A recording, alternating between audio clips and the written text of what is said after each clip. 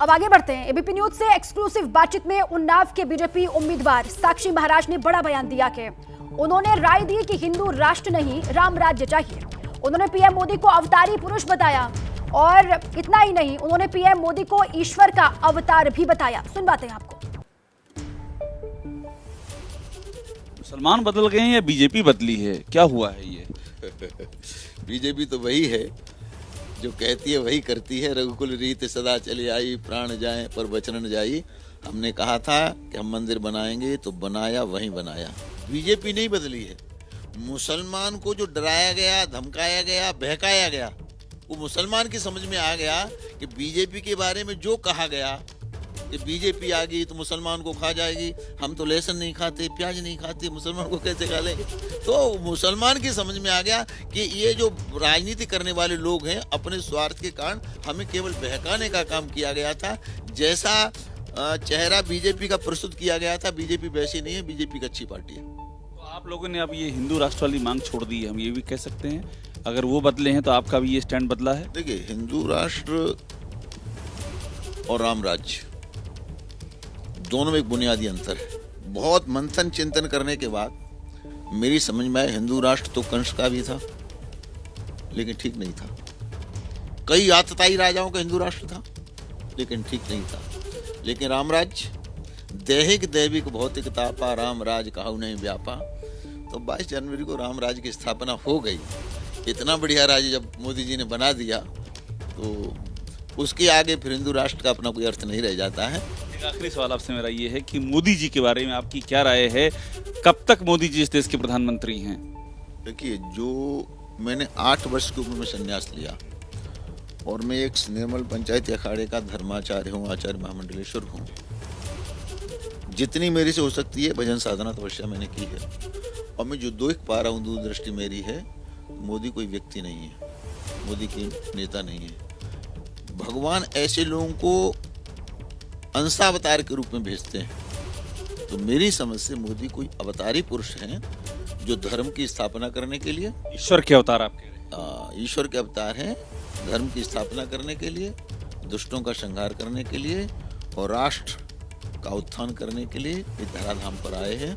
इसलिए वो व्यक्ति बिना रुके, बिना झुके 24 घंटे राष्ट्र सेवा में लगे ही रहते हैं। 24 से 29 आपके मुताबिक टर्म, और उसके बाद कब तक प्रधानमंत्री? मैं ये समझना चाह रहा हूँ। आप सन्यासी हैं, कुछ भविष्य भी आप समझ लेते हैं? जब तक भगवान करे मोदी जी को मेरी आयु, मेरा जीवन भी लगे, जब तक मोदी जी का शरीर है तब तक इस हिंदुस्तान में वही होगा जो मोदी जी चाहेंगे। ये एकदम तय? बिल्कुल तय। बहुत धन्यवाद हमसे बात करने के लिए। साक्षी महाराज हैं अपनी बात रखते हुए और बड़ी बात कह रहे हैं मुसलमानों को लेकर के कि मुसलमान बीजेपी की तरफ आ रहे हैं और उनको जो बहकाया गया था, जो उनको दिग्भ्रमित किया गया था, वो सारे भ्रम अब दूर हो रहे हैं। और अपना एग्जाम्पल बता रहे हैं किस तरह से इनके इस लोकसभा क्षेत्र में मुसलमानों का वोट साक्षी महाराज को मिल रहा है, जो कि बहुत ही एक तरह से जो ये बात कह रहे हैं ये बहुत ही अहम बयान है। हम हरिओम मिश्रा के साथ अभिषेक उपाध्याय, एबीपी न्यूज उन्नाव। हमारे पॉलिटिकल एडिटर अभिषेक उपाध्याय खुद जुड़ चुके हैं लाइव, उनका सीधे रुख कर लेते हैं।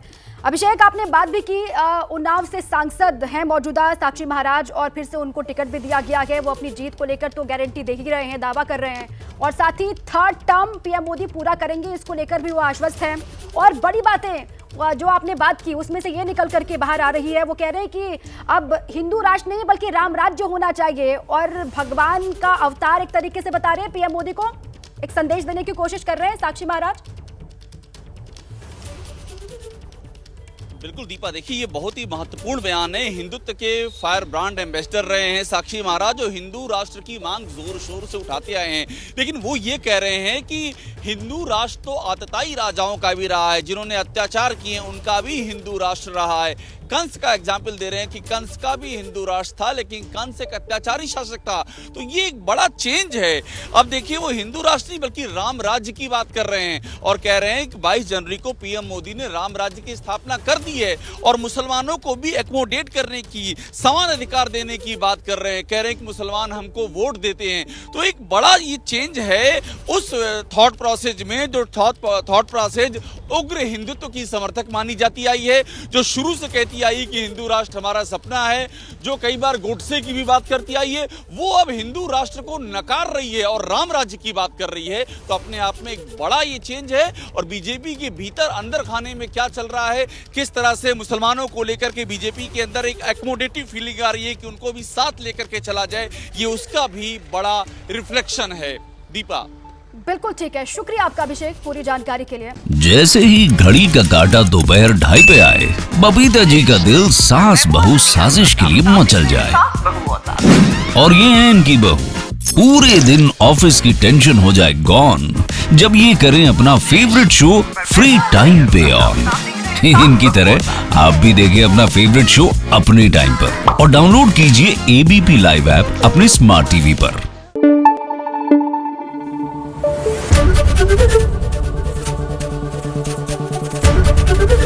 एबीपी न्यूज आपको रखे आगे।